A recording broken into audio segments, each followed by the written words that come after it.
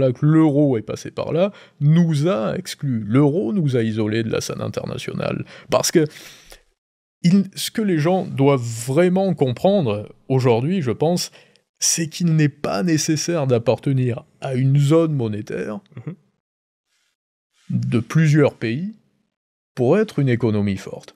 Pour être une économie forte, il faut avoir une économie robuste, un appareil productif de qualité, une population de qualité, une capacité à séduire des entrées de capitaux, à générer des exportations, à manier en temps et en heure de la réelle politique, comme font les Américains encore aujourd'hui. Quand les Américains prennent une décision commune avec la France quand même, les Britanniques, toute l'eurozone, qui consiste à se dissocier des Russes et donc à se priver de l'énergie russe, ils augmentent de 40% entre 2022 et 2023 leurs exportations vers l'Union européenne de gaz naturel liquéfié, et ils augmentent également le montant de ces exportations de 30 à 40%. Donc ils font vraiment de la réelle politique.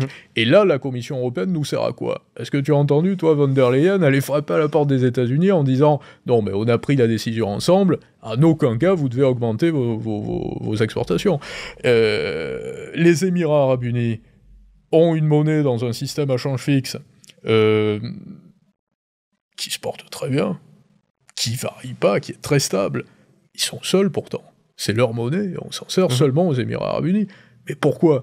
Parce qu'il y a un marché de l'immobilier qui est florissant, c'est la nouvelle place mondiale au Moyen-Orient, et même qui a un peu remplacé Hong Kong avec Dubaï.